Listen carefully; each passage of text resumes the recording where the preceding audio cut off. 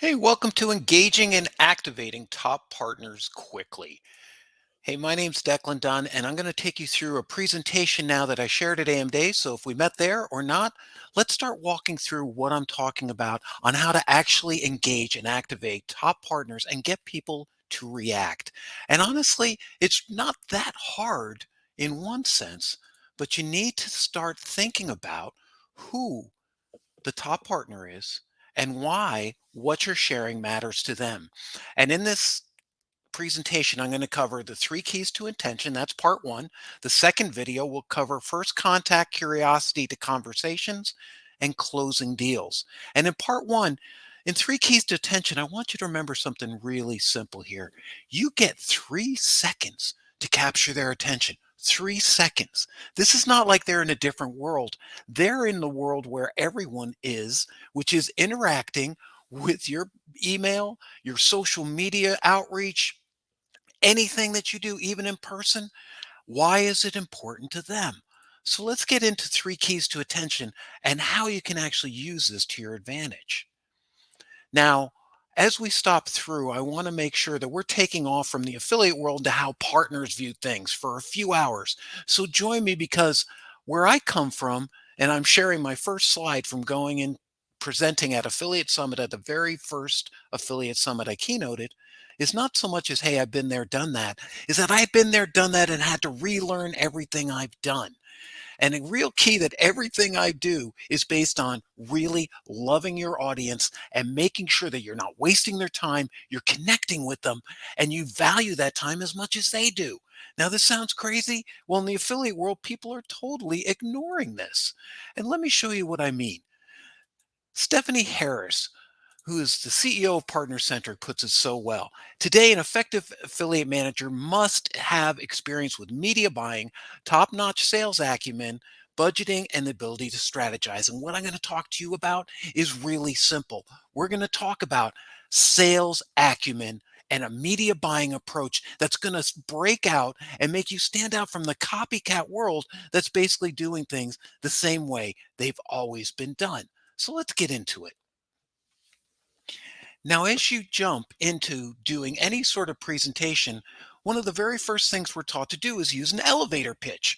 And I will tell you, that elevator pitch doesn't work anymore. In a remote world, there's not even any elevators. You have to earn attention. Get to the point, raise curiosity, and provide an intriguing hook before the usual rambling pitch. This is what I'm going to go into. People always lead with their pitch and go on, and they're not even like listening or eliciting answers from the person listening. Look at her in this elevator. You think she wants to hear your elevator pitch? She's not alone. Nobody wants to hear your elevator pitch unless they request it. So for to begin with, I want you to play a little game with me. Let's play the top partner game. And you can apply this to anything. I do this with startups. I do this selling SaaS businesses into major corporations. It's all about how you approach them and make it interesting. So what I want you to do is going to give you two choices, very binary. And what I want you to do is choose the one on the left or the one on the right. And I'm going to give you the answer that I have and to lead you in the context of this presentation. So number one, let's play the top partner game. What's your role with a new top partner? Is it to prove I'm worthy to a partner executive on the left or that we are equal partners? That's right. We're equal partners. We have to talk adult to adult, not like authority figure, parent to child. Sound really crazy? Look up transactional analysis. It's very common with people with jobs trying to please their boss or people who are an affiliate. Publisher think they're in charge, everything drives from them, and people who are brands or advertisers thinks it all flows downhill from them. We're equal partners. Start with that. Now, next in the partner game, what's your outreach objective? Are you there to meet your KPIs for partner outreach on the left, or are you there to level up partner sales? Which one do you think, left or right? Well, what's interesting is Mrs. Maisel doesn't win. Way to sell. It's to level up partner sales. And like they say in Silicon Valley, do I be honest or nice? Be honest. If you terminate a deal when it's not going to work very early, you're saving people time. This is so key. Time savings on both ends will not only get you a quicker answer, you'll be able to get to the next top partner who might fit. So, number three, a good partner call is when the partner talks more than I do or I talk more than the partner. Think about that. Partner talks more than I do on the left, or I talk more than the partner. Now, what's funny is most of my salespeople would say they talk more so they can put their elevator pitch out there. What I know is, and what has helped me close so many deals, is when the partner talks more than I do, it's because I'm asking them questions. I'm listening. I'm getting that skill developed where what I want to do is go in and actually listen to what they're saying. Do you get what I'm talking about here? Most people just pitch and don't even think about the other person listening. All right, we're almost done here in the partner game. What do top partners value?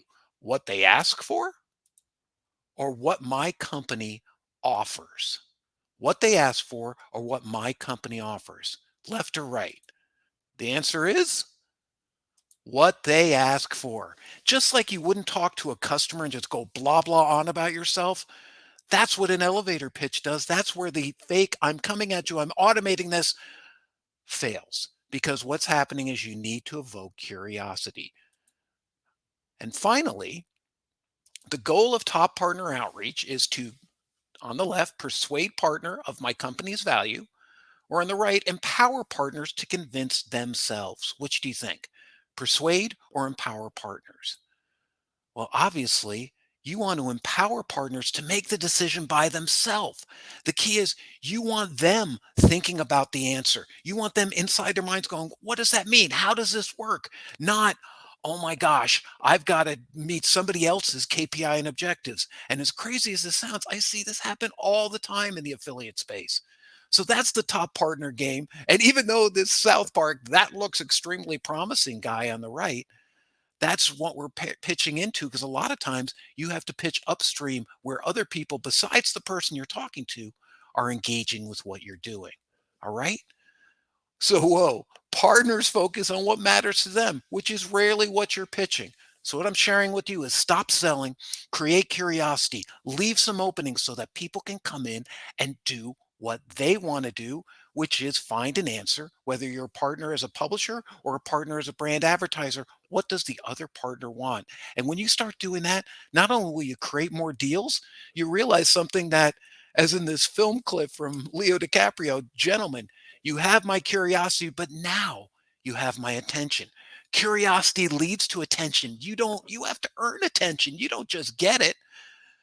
Do you understand what I'm saying here? Earning attention, not just assuming you're going to go on and maybe one of these things you throw out at somebody will hit. What you do is you use curiosity to open them up and to close deals. So let's see how that works and jump into this now. There's three keys to partners' attention. You get 3 seconds to earn 3 hours of attention. And I'll show you why that matters and how this is so, so important. Number two, we're going to cover the right hook. Know what's important for your partners and move beyond the coupon reward echo chamber. The affiliate world is so stuck in silos. This is the way we've done it for years. Hey, I've been around. I had to unlearn this stuff in the last 5 years. And number three, partner today's aren't just coupon rewards. They include content, influencers, and apps. Everyone tends to pitch like this is a content reward game. Let's be a little bit different. Here's how. So, the key one is you get 3 seconds to 3 hours. Your partner is busy, especially with email.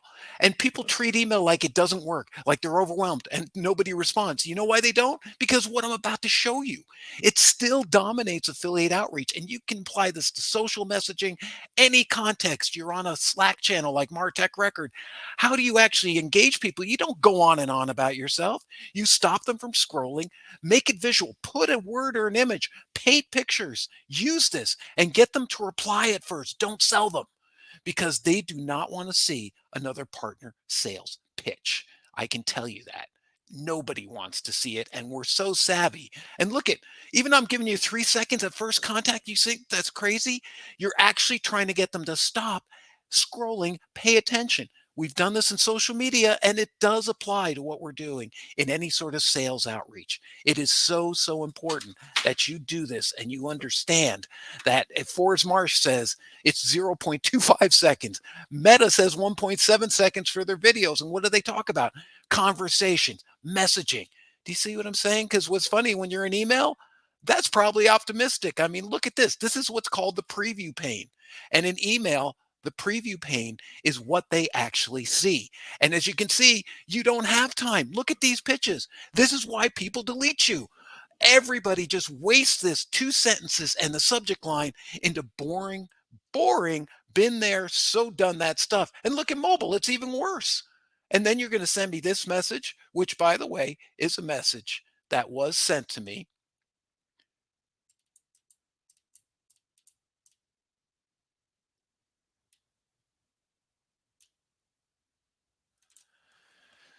Ah, shit. This was a message sent to me in email. So why send them a long pitch about you? I mean, look at this. This is the most common message I see all the time. And the numbers on the screen have 7 references to the brand name. All you're doing is talking about yourself. Let's wake up here.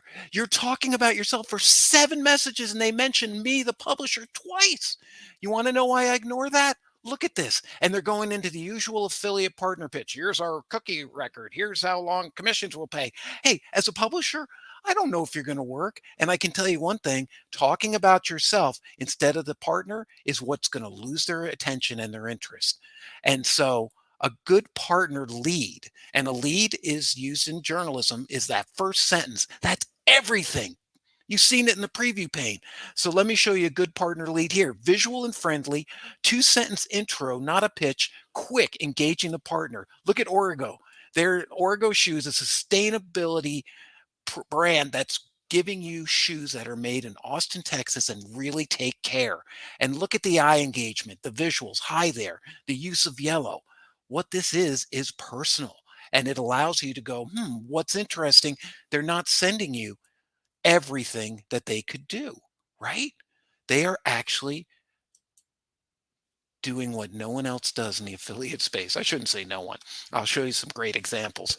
But this is what I call the bad and most common partner leads. As a publisher of a major affiliate, all I see is the word hope in the first sentences. And this screams salesperson. Now, listen, we all want to be nice to people, but it's phony. It's not genuine. We all talk about it, but hope is to wish for a particular event that one considers possible. And in this case, it's the person who is on the other end hoping that you'll actually pay attention by them being nice, like that's being personal. This is literally what I see in almost every email, why most partner pitches get deleted. They all in the affiliate space, almost 90% start this way. Hello, my first name is, who cares? And you know what's funny? Someone actually told me that when I send an email, my name is on there. And I did this once and said, hi, my name is. And he goes, I know what your name is. I saw the from line. Who sent it? Why are you telling me what your name is? Hmm. Hope you're doing great. I hope you don't mind me being direct. I hope all is well with you. I hope your week is off to a great start. Hope you had an amazing weekend. You don't have time for this. Now, here's one that I use that worked as a lead. And this was to Pura Vida, and they have a very big Gen Z audience. So notice my subject line, Pura Vida and Gen Z love. Notice how I use an emoji and that color that stands out. This is not just a trick. In fact, it's a text message. Remember that. Email is actually a text message. It's not what pretty much everyone is doing. Hey, Shannon, who runs the Pura Vida program I didn't have a contact with because we're affiliates via Skimlinks. If you know what that is, it's a big network and she wouldn't even know who we are. And we have the biggest Gen Z audience in the thriving gift registry space. Only Zola and Babylist are bigger. You notice something? I didn't mention my company name. I didn't mention her name other than the subject line. I focused on them. Why is that? To open them up and make them take a chance.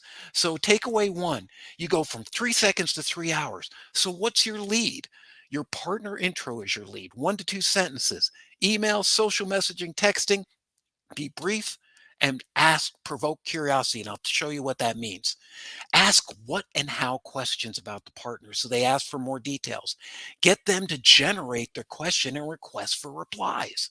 And make it new. Don't rattle off what everyone else does. What's new and intriguing and curiosity provoking to your partner, to them.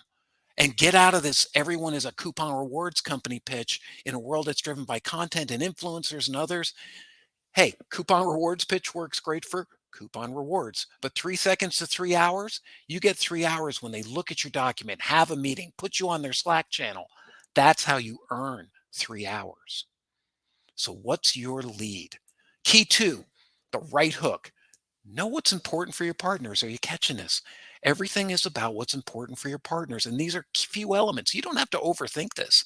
And remember, for top partners, I'm talking about the big partners, the ones who can drive you that are really interesting, not just the generic ones just spam out. In fact, stop doing that and start learning the two or three really key elements that's important for your partners, and beware of the coupon reward echo chamber.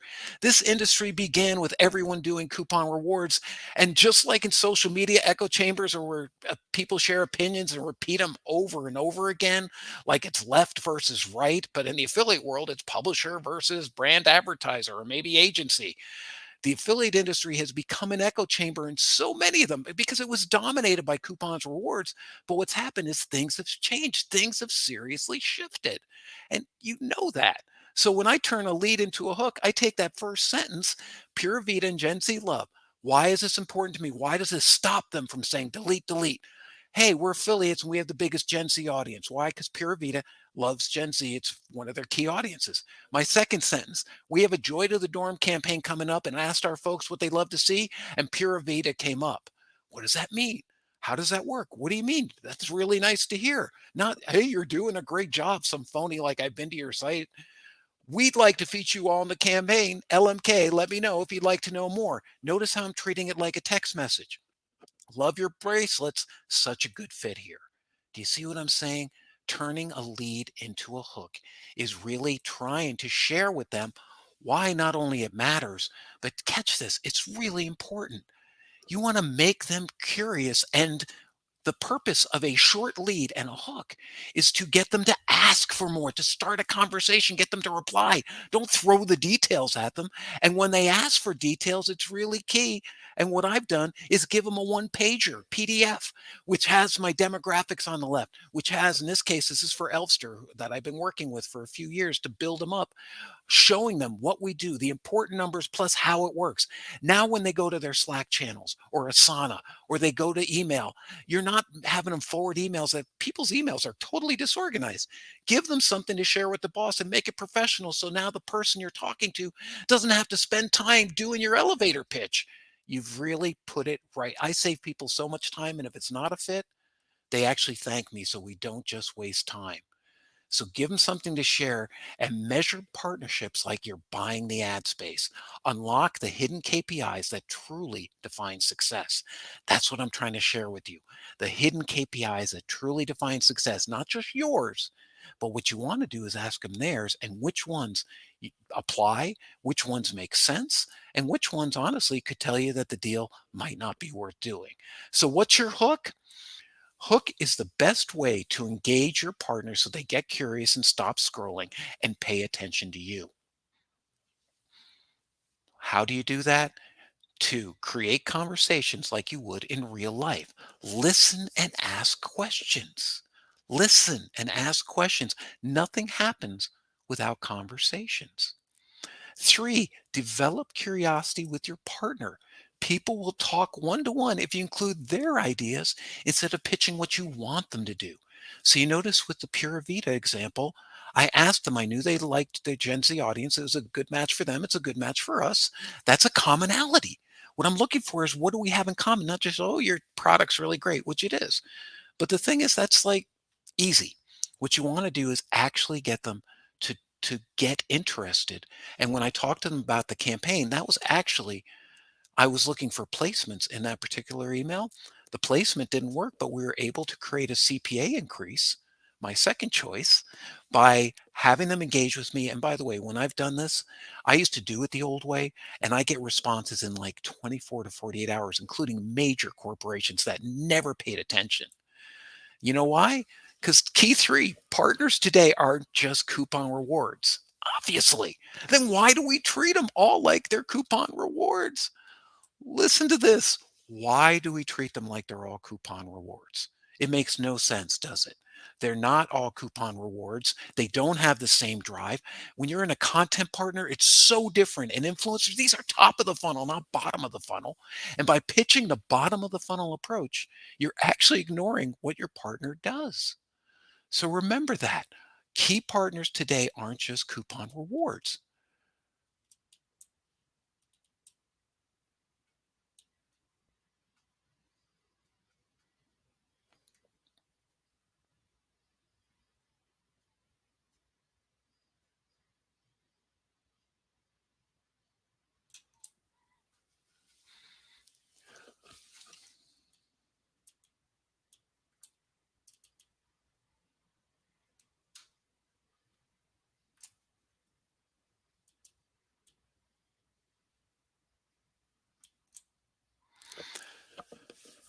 Key three, partners today aren't just coupon rewards. They include content, influencers, and apps. Now, that's sort of matter of fact, but then why do we treat them the same way? If you know what matters to your top partners, if you're not going to treat them like they're all coupon rewards, you'll understand that most affiliate outreach is designed for this partnership. And even the coupon rewards, let's face it, there's maybe 5 to 10 companies that dominate that space. So this idea that everyone's into the deal, the coupon, the reward is sort of a generic way to approach it. Coupons rewards are dominated by a few. Content partners need you to fit into their world. How do you apply to them? Influencers are not all social and don't promote like any of the above because it would ruin their following. So, how do you fit in? And what sort of deal do you actually create? Because trying to convince them of working with you when that deal doesn't fit them doesn't make any sense, does it? Well, then why are so many, I can tell you, repeatedly doing this? So, here's the coupon reward bias: sell, sell, sell. Bottom of the funnel, very sales driven. It creates reliable numbers among certain affiliates. But even if it's top partner in coupons rewards, you're going to have to do a lot more than this. You're going to have to generate a million a month, 10 million a year at least.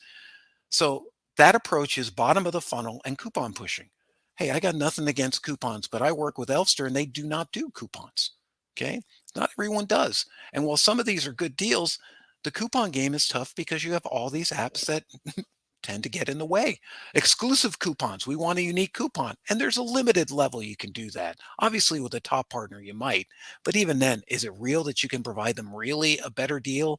An exclusive coupon? It's a tricky game. And number three, they want protection from competitors, which is somewhat ironic because the coupon companies have always been notoriously good at getting that last click. So if you're a bottom of the funnel last click partner, how do you get that last click? Obviously, top commissions. And you see, this is what people do in their elevator pitch that they send out to me: volume driven top commissions. Audiences, number five, are ad buys. You're buying and selling data. They're actually treating their audience as an ad unit. Content people don't, influencers don't. They would lose their business if they had this approach. And they need it, number six, consistent. Coupon rewards is a foundational part of affiliate marketing, but it's not the only part. And even with these people, if you sound and just do the same thing, here's my coupons, here's my this, they're going to want to know, how can you pay me more and how can we make this work for me? So the coupon reward bias gets in the way. And we're moving beyond last click dominance. In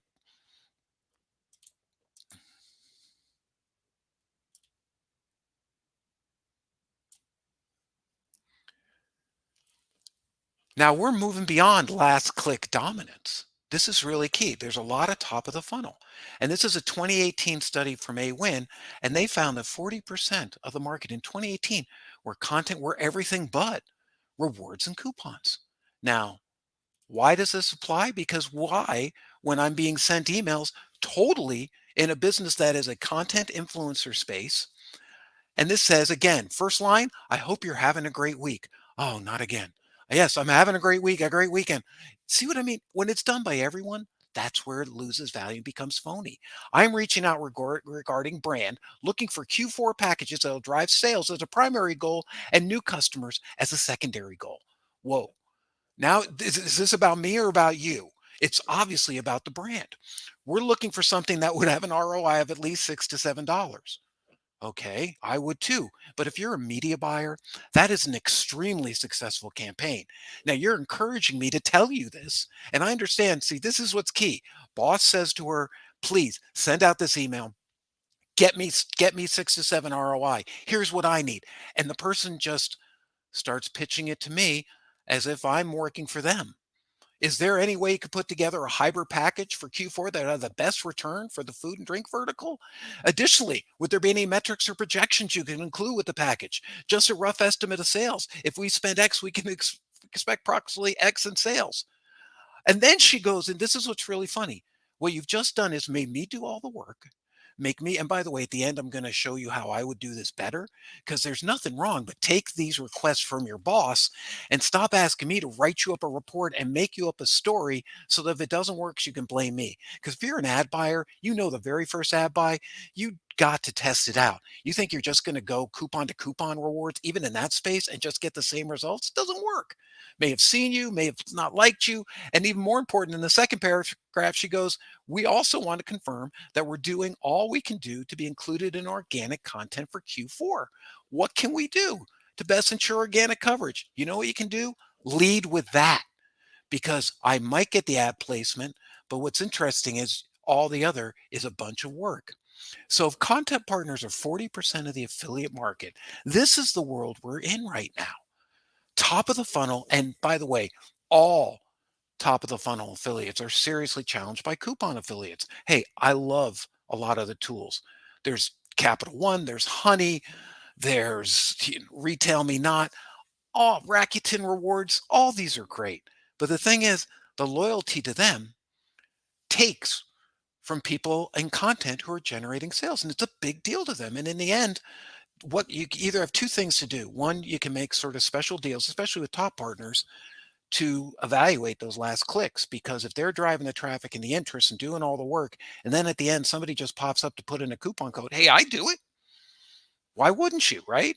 But then why doesn't the affiliate get some compensation or get eliminated? This is a big deal for content partners. And these types of affiliates are not coupon rewards, even though some do deals, some do things, okay? There's news, New York Times to Sports Illustrated to Forbes. It's so broadened out. You've got gift registry like Elfster, Zola, and Babylist. You've got blogging. You've got review sites. Obviously, everyone knows that. Buyer guides, email morning brew kind of thing that influences email as content, not just pitch fest, which people don't really do in email in terms of sales, except for some verticals, but generally not. Retargeting and remarketing, and even things like Shop LTK in fashion, which is one of the biggest networks that organizes influencers. As you can see, they're a very different game because when you go into them as a content partner, you're going into a world of Wirecutter, of Forbes.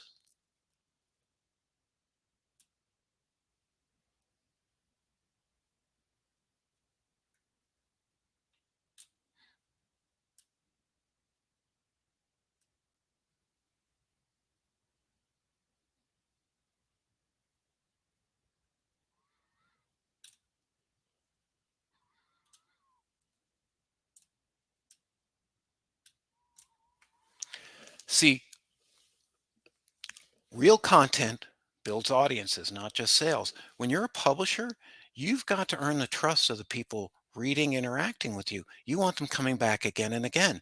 Now, Wirecutter at the New York Times is one of the best ones that's coming out and doing really innovative things. And actually, if you notice up here, they do deals. So deals can apply. You might also see that, some of the affiliates are not deal driven. Maybe like Forbes, which is a little bit more professional, doesn't mean they wouldn't want it, but leading with that versus what makes the product unique. Where can you get the angle, the story? I'm going to go into this in detail. So make sure you remember that. These are not the same content partners. And I'm showing big ones, but you need to understand you're getting the New York Post, other companies like this, and they also do deals. So that coupon rewards pitch has its place, but how can you get them in content? How can you get them into listicles? Best Christmas gifts for your wife in 2022 is this one. But what's interesting about that is now you're in a listicle. How can you get exposure? How can you get something that's more like an advertorial, a written article? You want to know how? You got to realize that in content, especially the bigger ones, somebody has to be the editorial board, whether it's one blogger who has some friends take a look and evaluate whether these are new, interesting ideas, or a bigger company like this that you're going to have to not only sell the affiliate, the person who's contacting you in that part of the company, but the one who runs editorial, the boss. You often have 3 to 4 decision makers. I'll go into this later. So it's not that simple because what matters to content partners is number one, have a variable commission. Top partners demand a higher commission right off the bat. And I can't tell you how many times I get pitched public offers, especially almost any invite from a network. And some of them have like Impact as a great proposal tool. And almost invariably, the one I get is just public offer. You're not going to give the public offer. Give if you want. This is top partners. They demand a higher commission, paid placement to get going because at the beginning, as much as you like to send them your elevator pitch, we don't know if it's going to work. So hybrid is what I suggest. So when they sell more, you pay them more. Do it on volume. Do it on, they're creating real content. There's a real cost being put into that. You have to factor that in. As much as you can say, oh, we'll do all this when we make money together, everyone's happy. That's so old school and bad. Okay. It has to work for both of you, obviously. And you're asking them to take the risk. So think about relevant articles for your product or category. How does their audience fit your product? How does their audience fit your product? What verticals are they focusing on? What other brands have they tried? Did you take a look at them? And I mean, really look, especially with a top partner. Did you actually go in there and evaluate it? And what can you do differently than the others have done? What makes you different from the other brands? What is it unique? You're going to end up getting 1 to 3 of these little leads and hooks that you're going to test out to see what's important, especially to a content partner. Pitch stories related to your product that they could use. If you can check out their editorial calendar, it's great. If not, look at the site and see how they work. How does that actually work for them? What's really important is most people don't realize that it's content. This is created before. If it's a YouTube video, whether it's Wirecutter, there is a considerable amount of production that has to go into doing your deal, which is why paid placements are getting a lot more requested. And you say, wait, that's a risk on your end, right? You don't want to pay until you know it works. So, how do we find the middle ground between performance and placement? Because let's face it, CPA at its core root is the most perfect form of advertising. It's when I generate traffic, you generate sales, and it works for both of us. Nice. But what's weird about CPA is that all the risk is assumed by the publisher. Now, if I know as the publisher your numbers will convert, I'll do CPA. But even if I work with other brands, other competitors, it doesn't mean like in the health and beauty space, we do tremendous business at Elfster with Sephora and Ulta. Our users love them. Some of the smaller brands don't have as much recognition and don't do as well. That doesn't mean they're bad brands. We just know in performance that just saying because they're a health and beauty brand, oh, we can do this and add more and more and more makes no sense. And you're asking us to assume the risk. Okay. Now, if you do an ad placement or what I'll call CPM, then the advertiser, the brand, or the agency assumes all the risk. And that's not really fair either because no matter if you're a media buyer, you do not have expectations assuming things will work. You need to say what will happen if it doesn't work. When it works, be amazed. And what can you do again and again to have this increase in effectiveness? You don't just chuck out an ad and hope it works with a top partner. You want to work with them. So this is why CPC is one of the major advice principles I want to give you all. CPC is mutual risk. And you'll say, wait, I can't do CPC. Or, la, la, la. You think it's better than the placement? Oh, yeah, because you can cap CPC. You can say, I'll buy 1,000 clicks. You're also saying to the publisher, I'm paying you. So when everybody clicks, you get paid. And honestly, if it converts well, CPA is going to work out better for people. CPC assumes mutual risk. Hybrid deals are real common, placement plus CPA.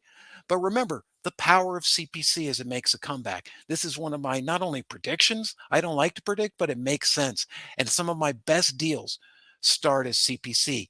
When they work, CPA is perfect, but CPA takes time to work and it doesn't always work. So who's assuming the risk?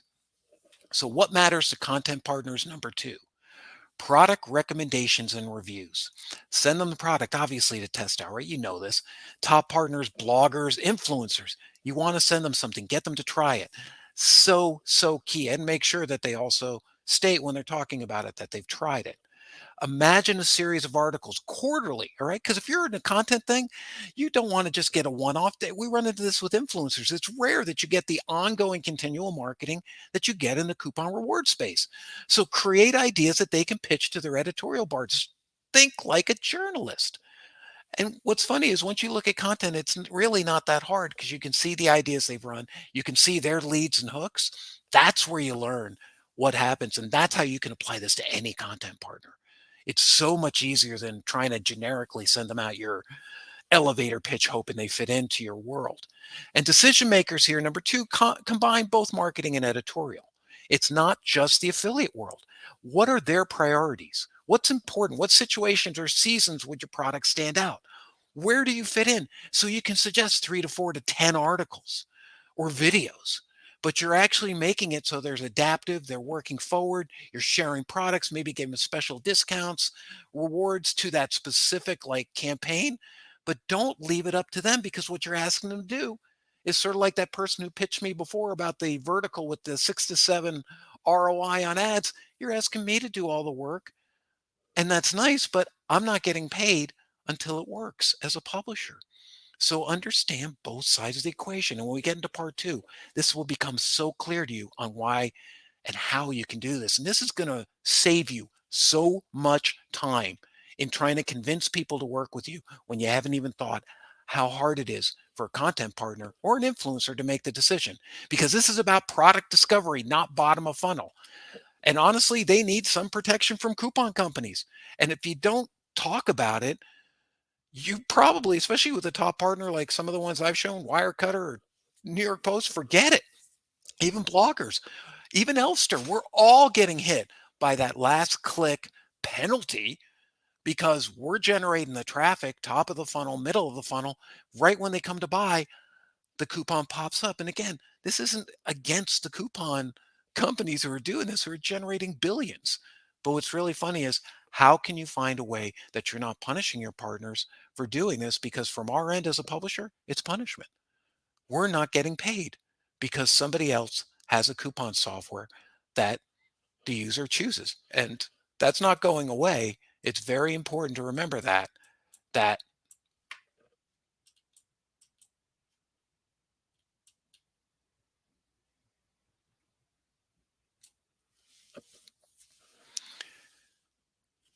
influencers, top of the funnel. What's new about you? Will my followers love and share it? The influencers is so not the coupon reward space. And this last affiliate is one of the hottest, one of the worst managed because, again, think like a media buyer. How am I going to get a return on ad spend? If I spend them this on CPA, how do I get that back? How do I make enough sales? How do I get noticed? Because social is huge, but a lot of it is dark social. It doesn't get tracked. Yes, your affiliate program get tracked, but put up a link on Insta. It's really hard to get people to visit your website. So you need to factor this in because we're talking about TikTok. And there's Mr. Beast, who's all about the hook, by the way. The image and the hook. He tests these out like crazy. Great interview on Lex Fridman, Fridman's podcast with Mr. Beast. Listen to it. You want to know social?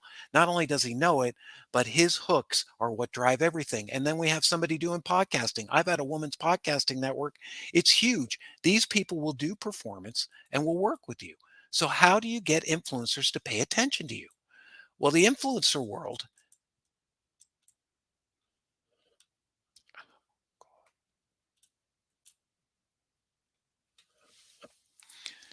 in the influencer world, you entertain, don't sell. So you have one, nano influencers. That's what I'm calling 10,000 or less. They're small, much more engaged. I love nano influencers. They're there. You can sometimes just send them a product. Sometimes we've done it for $100, $150. Send a product, give them a unique CPA offer. But even more, Send them a little money. It's really like don't think about this like the Kardashians and the big influencers, because number two are the micro who have 10,000 and maybe 500,000 followers. They're bigger, but they're not pulling in the big PR money because a lot of influencers are driven by public relations, branding dollars, not ad dollars like performance. So do a small paid placement plus a CPA for the micro. And by the way, I looked at TikTok traffic from SimilarWeb. 40% in Q1 to 3, 2022. 40% of the traffic was from skim links, plus a lot was from Amazon. There are affiliate programs being used. So don't feel like social isn't driven. In fact, TikTok is amazingly influenced by the affiliate world. It makes sense. So when you approach them, you have the majors influencers who have 500,000 or more followers, really millions. Celebrities, TikTok stars are crazy expensive. I mean, look at Mr. Beast. You better get your branding team, which is a really smart thing. If you're working in influencers, work with the branding teams that you have in place who are doing social. See what they can come up. Don't just leave yourself in the, hey, can you do this like a coupon rewards company? It's very key to getting performance in the influencer space is to remember that the top performance influencer verticals are not for your usual creatives, usual conversion approach. They're health, fashion, beauty, and family. So you can have them explore different issues of health. And I really want to say this, it's really important. Health is always been one of the biggest ones that you can use. And so if you're health and beauty related, that works. If you're into things that actually, make people feel good and that are play into the whole follow me dopamine influencer effect, it's really key. And don't forget families and moms. This sector is so big, families, babies, and moms. So the influencer vertical doesn't always work for all products. I'm not saying you can't, outdoor products can work, but you want to be careful because one thing with influencers is a lot of them gain attention by gaming algorithms. They gain attention by playing the game and get lots of likes or followers or comments and things, but they're playing a game that doesn't usually always get attention. In fact, the biggest influencers with the big numbers, how many of those people are coming back? I love nano and micro influencers. I won't even touch the bigger space. One, because I don't have funding, but two, it's beyond a risk because the volume of an audience is also not just built on like every day. It's not like every day they get a million views, except Mr. Beast. There's very few of them, and the ones who do, you're gonna pay bank. So look at nano and micro influencers, remember that, and don't get stuck in the old ways of doing things in influencer verticals. So how do we actually make a splash, maybe sales in influencers? Remember, the larger the following, the question is how many are paying attention? How many are actually giving you the attention your brand deserves? You deserve to pay money as a paid placement, CPC, CPA, and how do you get more than one? Because honestly, seeing your brand and putting them into some sales pitches is just not the way social media works. So pay to play and fixed commission dominates. Give them something up front. You can't just expect CPA unless you're in nanos and send them a product. Micros maybe, but top partners are super selective. They prefer upfront and top CPA. Sales driven will kill their audience because coupons and rewards are driven by ads. They're ad driven. They sell you their audience. Content is driven by trust. You've got to be a trusted partner and a product that fits into them because in the end, they get repeat visitors, unlike influencers, because they've earned trust and have good content. Influencers are trying to be entertaining, give content, and it's very different because you need special events. You so need video. Now, TikTok people do videos, but that's 2 minutes or less. If you go to a YouTuber and they're doing a 5, 10, or 15-minute video, that's going to cost them 2 or 3 grand. So, how do you actually either compensate them for that production? And that's a big question, right? So you got to make your ad entertainment. And even low paid placements can replace CPA for nano and micro influencers. Well, often you get a one time shot with influencers. Ongoing is rare. Don't expect them to pitch you weekly, quarterly, or even twice. Influencers prefer to sell exposure than get into direct selling. The fact is, very few of them are good at direct selling, and if they did, their audience would never return. It's not why they exist. They exist to entertain and keep their audience's dopamine flowing. So, one of the really cool ideas that came up in a Martech webinar that I was listening to, different content providers and influencers, They asked to bundle products to gain more exposure. Could you bundle with another program or bundle your own products? And it sounds really weird in the affiliate world, but to her, the influencer that was talking, it made total sense. Send products and do giveaways. Timing, what time of year is best? And also look for engagement in the last 3 months. Many have had old engagement. You'll have these people tell you how great they were 2 years ago because it's very hard to be a top influencer year after year after year. It's brutal. So make sure that you do this and think about their engagement. Now, finally, this brings up a question on influencers. I can't just give them a CPA deal because they probably won't do it. And if I do it, they'll do it once. And we know we need a repeat exposure. And maybe it's just not possible. That's a great evaluation for an influencer. But you're also reaching where people are. If you're not, you're trying to reach them at websites and stuff. And let's face it, it's a social world. Okay. So we want to reach them. We want to have engagement that's recent, that's sort of like they don't have to be the hottest. In fact, that's why I love nano and micro influencers because they've developed a core audience that comes back again and again. You've actually got them, and some will have buying behavior. Do people buy or do they just watch? So, one of the ways to get around this is to work out a deal where you actually do pay them, but you do a little paid placement. And this is what it's called dark posts, targeted ads on social media. So it stops content posts and follower feeds from being spammy and looking like they're just full of pitches for affiliate products, which honestly nobody wants. It's not how social works. And they don't appear on an influencer page's timeline. Now, this is one I did for Chico Bag, which is one of my local companies and also awesome. They do these products that are really like amazing products that allow you to not use, reuse paper and plastic bags. So what I did was take a three-prong approach. There's the Chico Bag Personal. As you can see, the woman who has the backpack and she's looking out in nature. This very much ties into the earth-based environmental energy of Chico Bag. So I'm telling their story. So as an affiliate, I would have some of these stories ready to go and I'd work with them to, if it was Chico Bag, I'd work with them. They have the stories, see what I can do to fit. Then I have the Chico Bag product. And if you notice, that shows you what the backpack is. And then I have Chico Bag inside, which is details about the product. Now, I've done these in Facebook carousels. I've done this on Insta, and I might do separate ads, but let me show you how this actually works in a dark post formula. So what we're doing is actually getting them to run the content, and then we pay for the placement. And what I've done is several ways. I pay for the placement, pay them a CPA on sales, and obviously back out my paid placement. I need to pay them something. But maybe I pay them less and say, if you sell this many, because I know if I put that organic content, if you look on the top, is the woman with the backpack.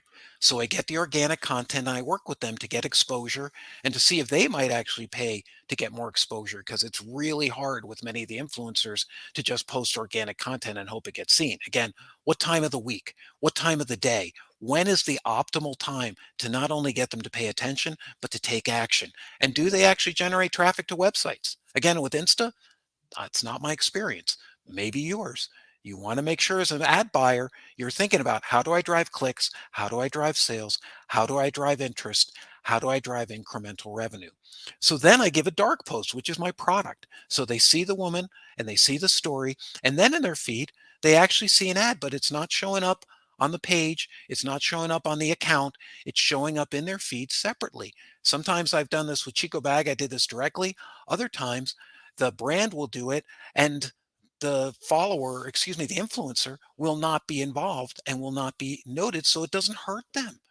They don't want to look like it. And I do this by engagement. People click, people watch. I do video views, lots of things like that to be able to engage people and then follow up with a dark post. So it's only shown to them who've taken action or maybe are followers, but it doesn't hurt the influencer. Then again, organic content. So I might give them two pieces of organic content and do two dark posts. The other organic content, this is a woman going to Machu Picchu. Tell a story. Tell a story about using the Chico bag. And as I walked up to Machu Picchu, knowing that these people lived, these indigenous people who lived a lot closer in sync with the earth. This is what's important to Chico bag customers.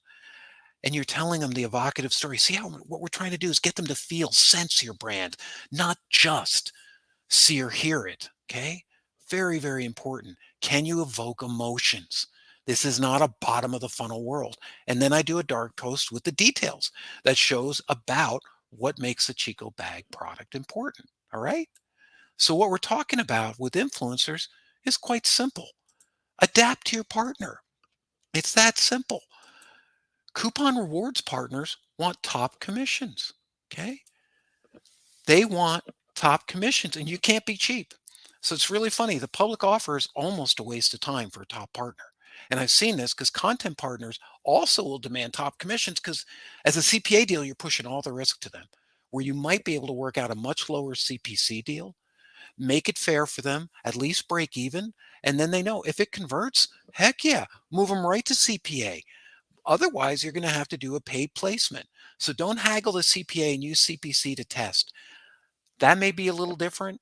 You may only have CPA in placements, then you want to use a hybrid deal. But the biggest thing I've seen from content partners is almost always is that the brand's like, well, we're the brand and everything flows downhill from us. And the publisher is like, wait, I have the traffic, so everything flows downhill from me.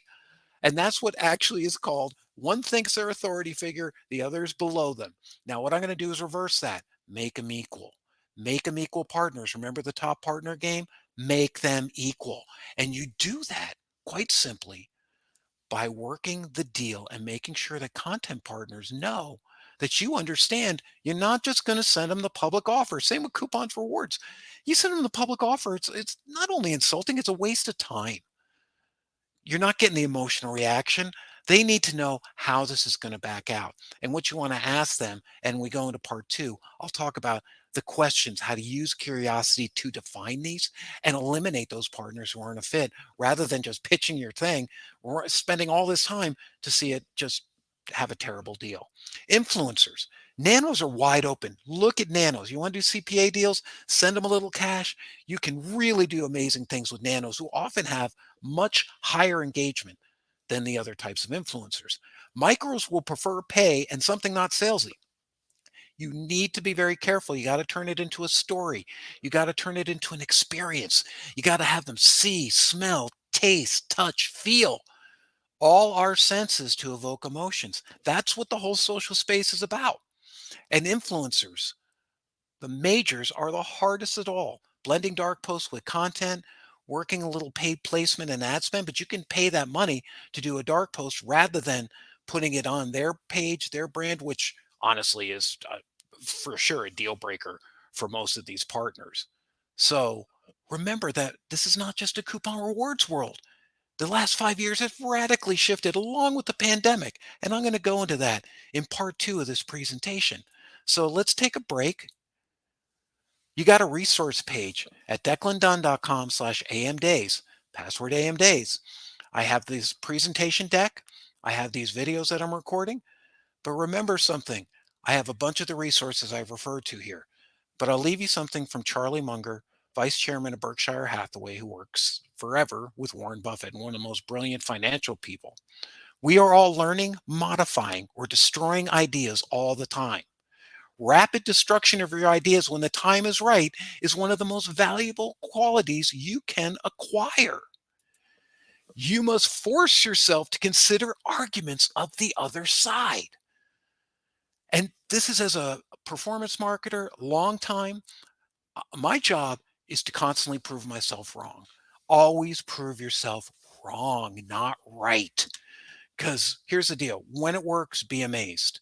You can do great things when it works, but most of the time, there's a small percentage of affiliates who make most of our sales.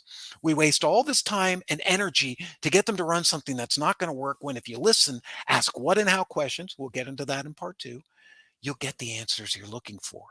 So we must force ourselves to consider how the other side thinks, what that partner thinks. If you're a brand or advertiser, what's important to your partner? If you're a publisher, what's important to that brand advertiser? And how can we create that middle ground where I'm not telling them, this is what works for me, do it my way. Or the other way is, this is what works for me. My boss told me to do this my way. Meet in the middle, adult to adult. Sounds simple? Then tell me why everyone opens the line with, hope you're doing well. My name is, and I work for, speak with me, the partner. Just like I did with Pura Vida and said, we have a Gen Z audience. We asked them, They told us they really love your product. Let's work together. All right. So let's take a little break and then we'll come back in part two and I'll get into the details of how to use curiosity instead of persuasion to open doors that are locked because people don't have time to hear your old, tired pitch. They need to know why it works for them. And this will help you save time, money, stress, and more importantly, build a really successful partner program.